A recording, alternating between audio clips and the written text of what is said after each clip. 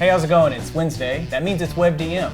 I'm Pruitt. This is Jim Davis. And today we're going to be discussing random tables. So let's get rolling.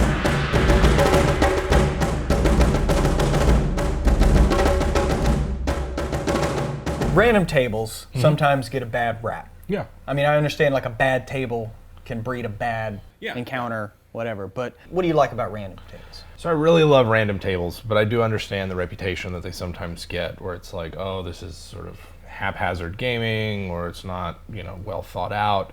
And I think for people who enjoy a more linear style game or a real plot driven game, random tables can seem, boring or pointless, or why would you leave something up to chance in the game? Yeah. And I see that as the strength of it. In older editions of D&D, random encounters in a dungeon are really important for controlling the pace of the game.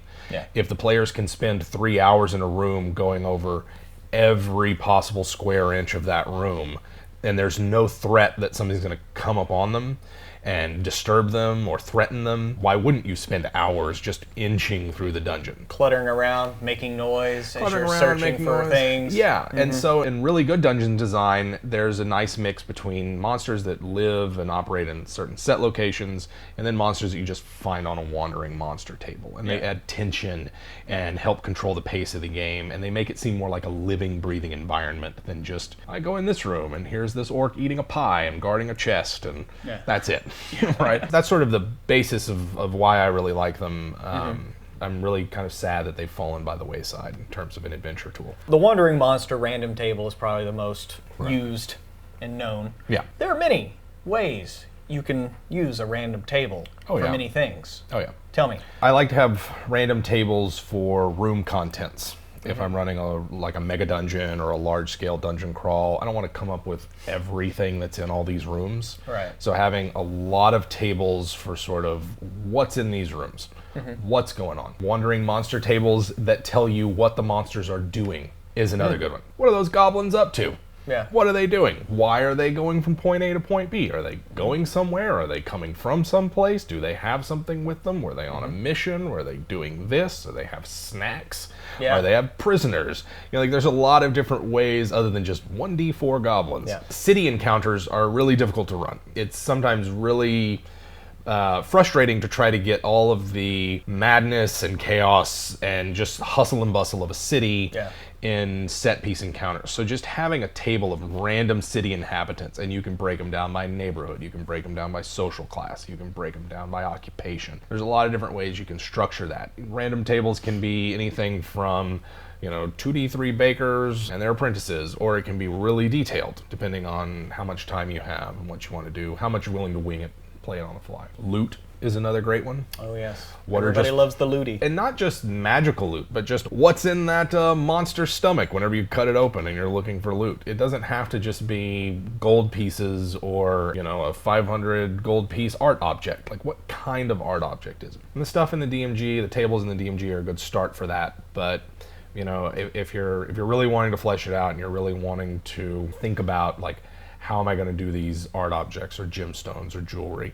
You would just come up with a lot of different random tables. Walk through a cheapo department store. Yeah. The next time you're in one, walk by the jewelry section and go, all of these can be in my D&D game and could be magic items. Yeah. And just kind of in your head, what does that look like? Or the next time you're just wandering around somewhere or driving through some place, think about how the countryside looks, and you can let that inspire you for the different kinds of random tables. Different kinds of terrain for random tables? Different types of terrain. Are weather effects going to be on a random table? Ooh. So for me, if I'm running like a really big, large-scale hex crawl, I'm going to have random tables for what do I encounter on the road during the day? What do I encounter on the road during night?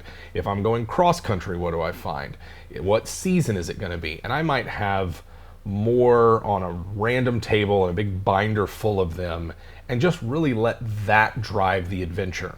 And so instead of saying, oh, random tables take away the adventure and they make it stupid and pointless and what does it matter?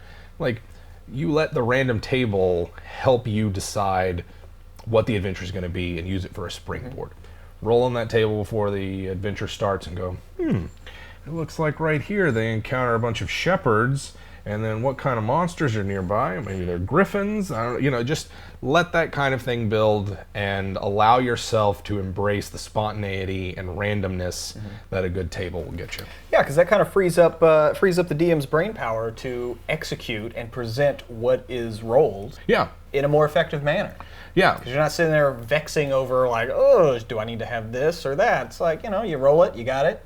Here's what happens. They react to it, and then it goes from, I like it. It goes from there, and it allows you to be more impromptu in your games. And for DMs who are looking to wean themselves off of, I've got a big plot, and it's got point A to point B, and I'm going to try to figure out everything beforehand, just kind of let go. Yeah. And say, you know what? I'm just going to give little adventure seeds. Yeah. And see what happens, and can I run with it on the fly, and can I see what happens? And random tables really help with those. That's why I'm glad we're talking about this, because in my own experience, I've had a tendency when running a session or campaign or whatever, that yes, I get that idea. You start to feel like you're the director and the players are your actors, and you want to direct them towards the finale. Right. And you can get railroady, and you don't want to do that. And so that's why I'm taking your advice on this, and I've got just stuff written down for random, random happenings, random missions, stuff like that, so that I can just do kind of a more episodic, well, let's roll up and see what happens this adventure. Okay, well, two things steal this thing, and there's a storm nearby, so go for it. It's one of those things where I don't, the more linear railroad style adventures, there's a lot of people who really like them, and there's a lot of people who enjoy them, but it can be difficult to pull off well. And a lot of times you want the spontaneity that comes with, I don't know what's going to happen when the players go here yet. Right. Something will. I've got a big list of notes about what might happen. Each one of them is an adventure seed. Each one of them is an idea. And I'm just going to throw them out there.